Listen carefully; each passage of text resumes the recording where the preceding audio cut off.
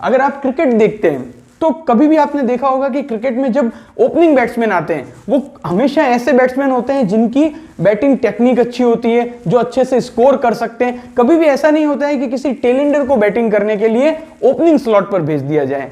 वैसे ही आप जब भी CSIR नेट का एग्जाम अटेम्प्ट करें, एग्जाम हॉल में जैसे ही जाते हैं एकदम फ्रेश माइंड के साथ सबसे पहले देखिए part C. Hello student, welcome to my YouTube channel. आज का वीडियो उन सभी स्टूडेंट के लिए जो कि CSIR नेट JRF की प्रिपरेशन कर रहे हैं। इस वीडियो में मैं खासकर बात करूंगा उन सभी स्टूडेंट के लिए जो कि CSIR नेट केमिकल साइंस का एग्जाम इस बार देने वाले हैं। आप सभी जानते हैं कि साल 2022 में CSIR नेट का एग्जाम 3 बार होगा। पहली बार जो ये एग्जाम हो रहा है वो होगा 29 जनवरी 2022 को। लगभग 2 महीने का समय अब बच गया है इस एग्जाम के लिए। आई होप कि आपकी प्रिपरेशन बहुत अच्छी चल रही होगी। इस वीडियो में मैं आपको कुछ ऐसे टिप्स बताऊंगा जो कि आपके लिए बहुत हेल्पफुल होंगे अगर आप सीरियसली इस एग्जाम को पहले ही अटेम्प्ट में क्रैक करना चाहते हैं, क्योंकि मैं कुछ ऐसी मिस्टेक्स आपको बताऊंगा जो कि मोस्ट ऑफ द स्टूडेंट करते हैं और उनका सिलेक्शन नहीं हो पाता है। हालांकि उन स्टूडेंट को बहुत अच्छा नॉलेज होता है, लेकिन इसके बावजूद भी क्या ऐसे पॉइंट है कि उनका सिलेक्शन नहीं हो पाता है। इस वीडियो में मैं आपको बताऊंगा how to attempt CSIR NET exam. तो यहां पर अगर हम CSIR नेट एग्जाम के पैटर्न की बात करें तो फ्रेंड्स, मैंने पहले भी आपको बताया है कि CSIR नेट का जो एग्जाम है उसमें पार्ट ए होता है, पार्ट बी होता है और एक होता है पार्ट सी। तो यहां पर अगर हम बात करें पार्ट ए की, तो पार्ट ए आपका सब्जेक्ट स्पेसिफिक क्वेश्चंस नहीं होते हैं। यहां पर जो क्वेश्चंस होते हैं वो जनरल एप्टीट्यूड के होते हैं, क्वांटिटेटिव एप्टीट्यूड के होते हैं। पार्ट बी की अगर हम बात करें तो पार्ट बी में आपको सब्जेक्ट स्पेसिफिक क्वेश्चंस पूछे जाएंगे। यानी कि अगर आप CSIR नेट केमिकल साइंस का एग्जाम दे रहे हैं तो यहां पर आपको किसके क्वेश्चंस पूछे जाएंगे? केमिस्ट्री के। अब पार्ट सी जो होता है उसमें भी आपको किसके क्वेश्चंस पूछे जाएंगे?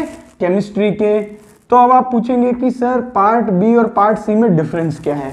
तो जो डिफरेंस है ना फ्रेंड्स, वो है कि पार्ट बी के जो क्वेश्चंस होते हैं उनका जो लेवल है वो इतना ज्यादा टफ नहीं होता है। मैं बहुत ही आसान भाषा में कहूं तो बहुत ही इजी क्वेश्चन आपको पार्ट बी में मिलेंगे जो कि आप देखते ही टिक कर सकते हैं।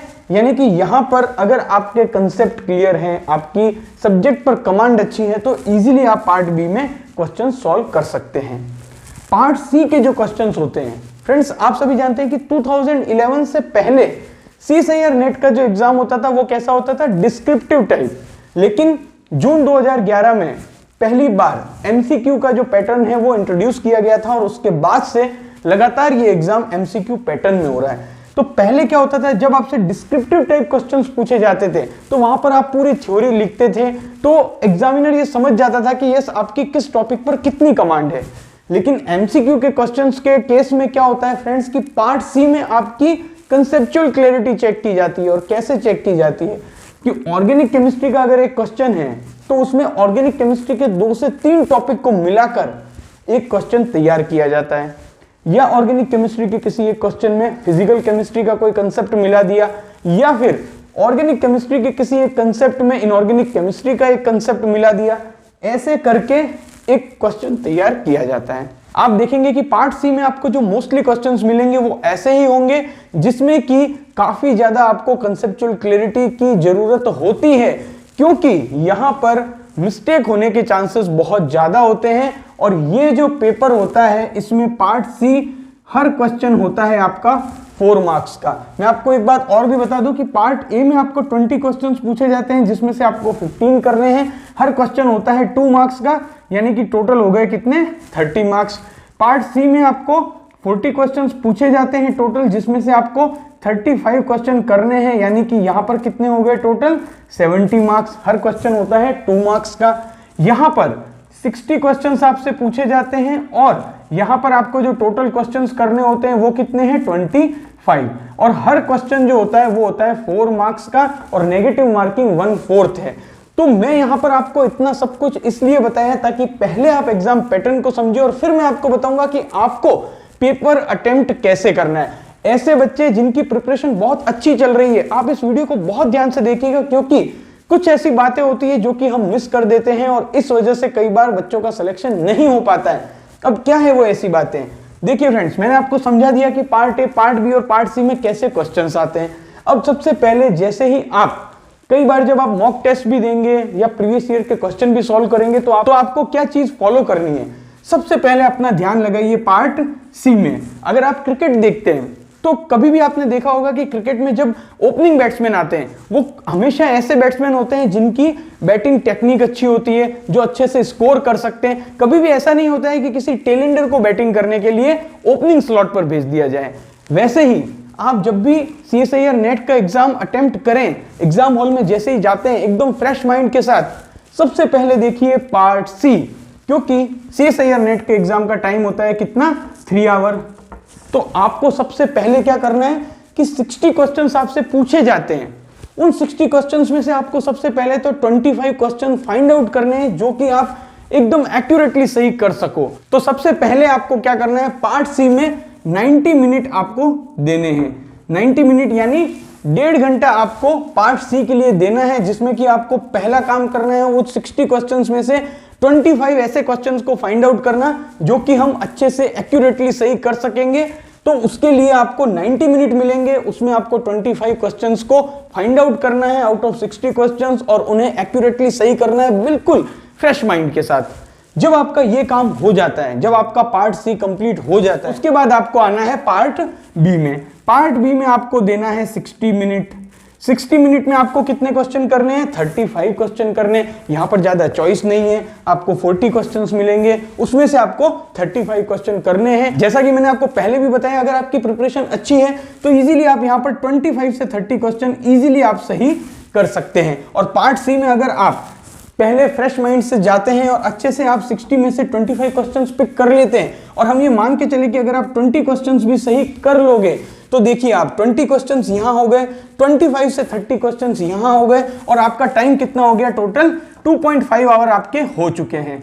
अब 2.5 आवर में आपने पार्ट सी कवर कर लिया एकदम फ्रेश माइंड के साथ, आपने पार्ट बी भी कवर कर लिया, और उसके बाद जो बचा हुआ समय है उसमें आप पार्ट ए के क्वेश्चंस कुछ देख सकते हैं। अगर आप इन 15 क्वेश्चन में से 4 से 5 क्वेश्चन भी सही से कर लेते हैं, जो कि मैं ये मान के चलता हूं कि एक MSc का स्टूडेंट इजीली कर लेगा, तो यहां पर भी आप 10 मार्क्स ला सकते हैं। तो 10 मार्क्स अगर आप यहां से लाते हैं और सपोज आप अगर 25 क्वेश्चंस यहां से सही कर लेते हैं तो आपके जो है वो यहां पर कितने हो गए, 50 मार्क्स। और यहां पर अगर आप 20 क्वेश्चन भी सही कर लेते हैं तो आपको जो टोटल मिलेंगे वो 80 मार्क्स मिलेंगे। यानी कि 80 प्लस 50 130, 130 प्लस 10 140।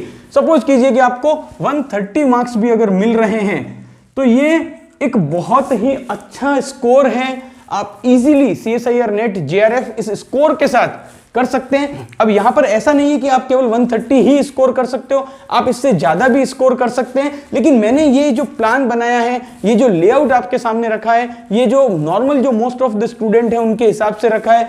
आपको ये समझना जरूरी है कि सबसे पहले आपको क्या अटेम्प्ट करना है। तो अकॉर्डिंग टू मी आप पहले पार्ट सी को अटेम्प्ट कीजिए, जिससे कि आप फ्रेश माइंड से अच्छे क्वेश्चन को पिक कर लोगे और आपके ऊपर ज्यादा प्रेशर भी नहीं रहेगा। और इसके लिए आपको क्या करना है फ्रेंड्स कि जितने भी मॉक टेस्ट आप देते हैं, जितने भी प्रीवियस ईयर क्वेश्चन आप सॉल्व करते हैं, तो उसमें भी यही पैटर्न को आप फॉलो कीजिएगा और स्ट्रिक्टली 3 आवर्स में ही हर मॉक टेस्ट और हर प्रीवियस ईयर क्वेश्चन को सॉल्व कीजिएगा, जिससे कि एग्जाम में आपकी स्पीड बनी रहे और ये जो टाइम मैंने बताया है उसके अकॉर्डिंगली आप अच्छे से क्वेश्चन को अटेम्प्ट कर सके। क्योंकि बहुत सारे बच्चों के साथ क्या होता है, आता है बहुत कुछ, जब एग्जाम हॉल से बाहर आते हैं और हमारा कोई फ्रेंड हमसे पूछता है कि क्या तुमने ये क्वेश्चन किया था, ये तो बहुत ही ईजी था, और हम कहते हैं कि अरे नहीं मैंने ये तो किया ही नहीं, मिस हो गया। तो ऐसा आपके साथ नहीं हो, आपको हमेशा टाइम मैनेजमेंट बिल्कुल प्रॉपरली करना है, और इसके लिए जितनी आप पहले से प्रैक्टिस करोगे वो आपके लिए बहुत ज्यादा बेनिफिशियल होगा। इसके अलावा मैंने आपको पूरा पैटर्न बता दिया कि आपको कैसे CSIR नेट का एग्जाम अटेम्प्ट करना है, जिससे कि आपके सारे क्वेश्चंस अच्छे से अटेम्प्ट हो जाएं, कुछ भी मिस ना हो और अच्छे से आप पेपर को दे पाओ। वीडियो अगर अच्छा लगा हो तो इसे अपने सभी फ्रेंड्स के साथ शेयर कीजिएगा। Thank you for watching this video. जय हिंद, वंदे मातरम।